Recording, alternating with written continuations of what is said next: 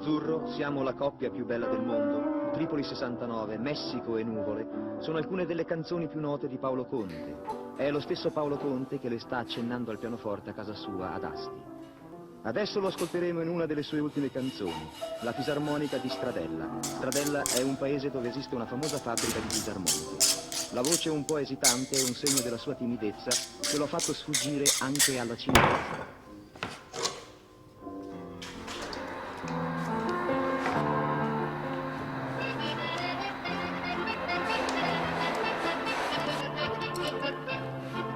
C'è la pianura padana dalle 6 in avanti, una nebbia che sembra di essere dentro, a un bicchiere di acqua e anice e già.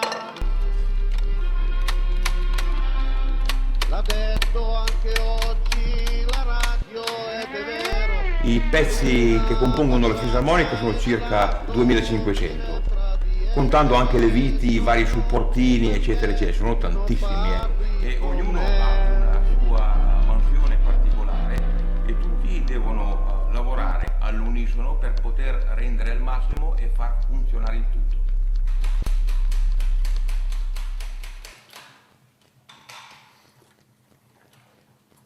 Mariano Dallapè, che è l'inventore della fisarmonica moderna, nasce a Brusino di Cavedine, in provincia di Trento, nel 1846.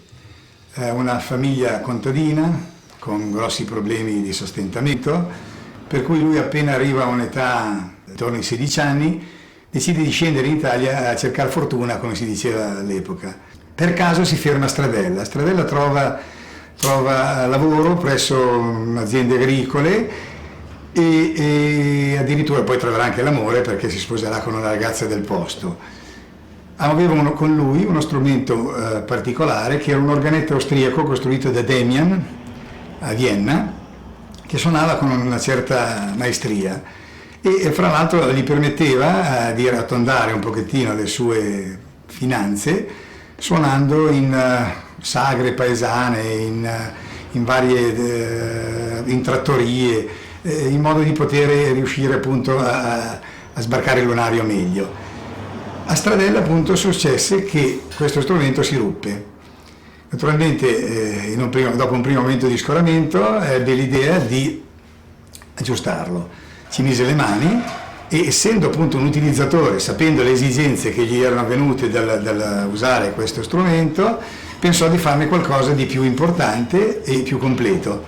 Infatti il suo strumentino suonava praticamente solo da una parte, cioè solamente in apertura del mantice, mentre lui ebbe l'idea di utilizzarlo anche in chiusura, cioè quindi ottenendo immediatamente con lo stesso numero di bottoni della mano destra e della mano sinistra il doppio dei suoni.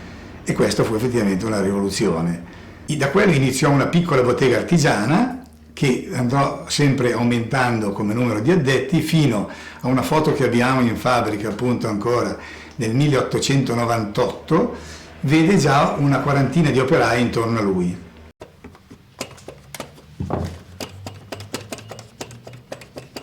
Qui ci troviamo in quello che era l'ambiente di lavoro proprio di Mariano Dallapè. Questo era il suo piccolo banco nel quale controllava praticamente tutte le fisarmoniche che uscivano dal suo stabilimento. E diciamo a garanzia del fatto che era lo strumento che poi veniva venduto, era passato nelle sue mani, in tutte le fisarmoniche che sono state costruite fino al 1928, anno della sua scomparsa, portavano al centro del frontespizio dello strumento la sua fotografia.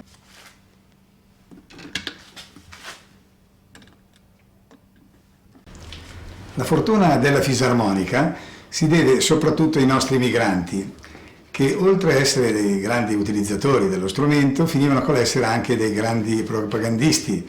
La decadenza della produzione dello strumento invece inizia nel 1929, quando ci fu la famosa crisi mondiale di Wall Street, che determinò quasi un blocco delle esportazioni. Dopo questa prima grande comunque contrazione della produzione, ci fu anche poi il cambio delle mode musicali, perché portarono a lasciare quello che era la necessità di uno strumento che da solo praticamente finisse col fare il protagonista delle feste paesane, praticamente togliendo la necessità di questo strumento per tutti, grazie agli strumenti elettronici che cominciavano a diffondersi. Aggiungiamo poi anche la Beat Generation, cioè il periodo del vento delle chitarre, e quindi la fisarmonica continua sempre il suo declino. Per questo dai 300 famosi operai andammo sempre contraendosi fino a scendere prima alla metà, poi ancora meno, e direi quasi poi con un ritorno agli ultimi nostri tempi a quelli di quella che può essere considerata quasi una boutique della fisarmonica e non più una fabbrica. Lei da bambino andava a mettere mani sui banchi degli operai? Andavo sempre, mi divertivo moltissimo, mi piaceva moltissimo, in particolare nella fonderia, dove fondevamo, anche per dare un'idea appunto, noi facevamo talmente tutto che facevamo anche le fusioni delle voci delle fisarmoniche. E ricordo benissimo che la mia soddisfazione era quando vedevo che mettevano insieme all'alluminio una piccola parte di monete, i centesimini famosi del re, quelli in bronzo, che venivano messi in una particolare misura per ottenere una maggior sonorità del prodotto. E infatti praticamente questo era quasi un segreto, ma una cosa che utilizzavamo solo noi, perché quando si compravano le voci già fatte di altre ditte erano semplicemente esclusivamente in alluminio. Il nostro era una lega alluminio e c'era anche del bronzo. Prima si chioda le lance, che è molto principale, perché se si dà troppi colpi di martello, il quadrante del lance si alza leggermente e allora non funziona bene. Allora bisogna stare attento quando si chioda lance. Dopo bisogna sgozzarle. Noi ci siamo lo sgozzatore, per ogni voce deve avere la sua nota, fa, sol, la, si, ma non ce l'ha. E allora bisogna limarle fino a quando viene. Senti questo qui cala.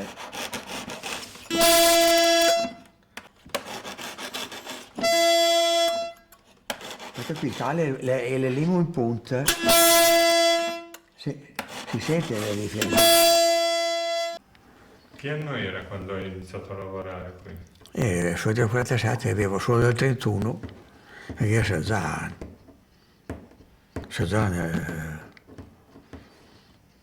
E gli piaceva la musica per questo? Non è, a me piace ancora, poi sono appassionato e anche per televisione delle volte fanno le robe e li do anch'io. No, dopo praticamente io faccio tre mestieri, faccio le voci, la sgozzatura e la cordatura. Questi sono i frontespizi delle fisarmoniche che si facevano intorno fra gli anni 20 e gli anni 30 e fanno vedere come per ogni nazione venissero personalizzati. Qui vediamo per esempio le geige ed erano strumenti che andavano in Giappone. Qui vediamo i pierrot ed erano strumenti quindi diretti alla Francia. E poi abbiamo quindi altre tipologie anche appunto che potevano andare bene per parecchie nazioni. Queste per esempio erano quelli che andavano in Olanda, ci sono tutti gli olandesini. Venivano comunque esclusivamente fatte a mano col traforo, traforando vere conchiglie che importavamo allora dal Mar Rosso, quindi vera madreperla. La nostra azienda ha sempre esportato in tutto il mondo. E in questo vecchio mobile ci sono parecchie di queste pratiche di esportazione. Per esempio possiamo guardare, perché troviamo, ecco, questa è una pratica di esportazione di una fisarmonica che all'epoca era andata, se ricordo bene, questa a Vilopicina, quindi già in Jugoslavia negli anni 70. È chiaro che le nostre esportazioni sono cominciate dall'inizio secolo, però il grosso della diffusione in tutto il mondo ha cominciato negli anni 60, 70, eccetera. I paesi principali sono stati sempre gli Stati Uniti d'America, l'Australia e poi i paesi balcanici, dove la fisarmonica effettivamente, proprio per la cultura, per il tipo di utilizzo dello strumento, è sempre stato più diffuso. come ben sappiamo loro hanno un utilizzo enorme della fisarmonica perché suonano sempre all'aperto e la fisarmonica è uno strumento favoloso per le feste sull'aia, diciamo. In più poi loro hanno degli utilizzi che vanno addirittura dai 3 giorni del matrimonio ai 2 giorni del funerale, ai 2 giorni del battesimo, quindi insomma è gente proprio che ha sempre utilizzato la fisarmonica in un modo veramente quasi esasperato. Caratteristica specifica della Dallapè, qual è? Dallapè c'era uno di Firenze, adesso non so, che le ha girate tutte le fabbriche, anche Ancona. La voce nel cassotto, l'hanno provato col clarinetto, non sapevo se era il clarinetto o la fisarmonica, il clarinetto questo qui. Aspetti, Non riesco a capire se era questa voce qui della fisarmonica o il clarinetto, perché la voce nel cassotto è una cronata, La costruzione delle casse e l'acciaio,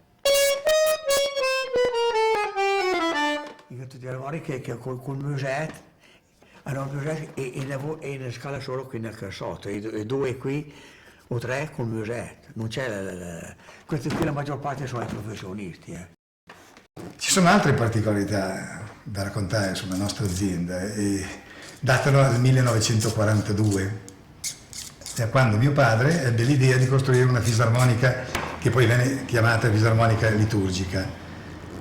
Si trattava di uno strumento veramente completissimo perché, per chi può capire il lato tecnico, era addirittura in sesta di voci, in settima ai bassi, quindi una cosa veramente monumentale, però pur sempre trasportabile, che facesse le funzioni di un organo. L'idea era quella di permettere alle piccole chiese di avere un organo a disposizione, anche fra l'altro trasportabile, che potesse essere utilizzato anche durante le processioni, per esempio. Cosa si pensò? Di regalarlo al Santo Padre. All'epoca Montini, che poi divenne Papa, era il segretario di Stato e aveva una conoscenza con un amico papà, per cui riuscì a combinare un'udienza particolare con Pio XII, Papa Pacelli, al quale consegnare lo strumento che venne suonato appunto in presenza del Papa dal famosissimo fisarmonicista Felice Fugazza, che è conosciutissimo da parte di tutti coloro che si occupano di fisarmonica. Fugazza fu anche un grande compositore e tutti i suoi pezzi vengono ancora oggi suonati nei vari concorsi mondiali di fisarmonica. Gli operai pensarono, visto che il principale aveva regalato uno strumento al Papa, di regalarne uno a Stalin. Mio padre non fu assolutamente contrario, anzi si dimostrò veramente d'accordo, concesse agli operai di utilizzare tutti i materiali che erano necessari purché loro mettessero la manodopera. Venne costruito uno strumento, naturalmente rigorosamente rosso, era ovvio, che venne invece consegnato non a Stalin direttamente, ma al console presso il consolato di Milano. Ci fu questo curioso contraltare delle due contrapposizioni appunto fra lo strumento regalato al Papa e quello a Stalin. Fra i personaggi importanti che si sono fatti ritrarre sempre con la nostra fisarmonica, qui troviamo Pozzetto che appunto è stato ritratto con lo strumento del padre. Ed è interessante perché alla mano destra portava la fotografia del fondatore, cioè di chi ha costruito lo strumento, e sulla mano sinistra c'era la fotografia del padre. Quindi è uno strumento anche abbastanza particolare. L'ha fatto pubblicare su Playboy perché la libidine era uno strumento così interessante. Ai personaggi famosi non fisarmonicisti che hanno invece voluto farsi fotografare con la fisarmonica, abbiamo qui Mats Wilander, fotografato nel 1988, quando partecipava a Roland Garros, è apparso così sul Figaro Magazine del periodo. La fisarmonica che Mats Wilander imbraccia è quella di suo padre, che era invece un valente fisarmonicista. A lui piaceva come oggetto e si è fatto fotografare in questo modo. Personaggi importanti, ma che sapevano anche studiare lo strumento, abbiamo qui Franco Franchi, che diceva che i primi soldi che ha guadagnato a Palermo l'aveva appunto ottenuti suonando, come diciamo così, nei vari ristoranti della zona. Comunque qui per esempio c'è Sting, che ha una nostra fisarmonica degli anni 30 e che appunto sa suonare, è una fisarmonica interessantissima, un modello particolare che facevamo per l'Inghilterra e lì è ritratto con quella. Senza fisarmonica, ma per noi importantissimo, qui vediamo Paolo Conte. Conte che oltre a un grandissimo artista, da sempre appassionato e amante della fisarmonica. Ha fatto sta idea che in ognuna delle sue band ha sempre avuto almeno una o anche due fisarmoniche e poi ha scritto quella famosissima e bellissima canzone che è La fisarmonica in stradella.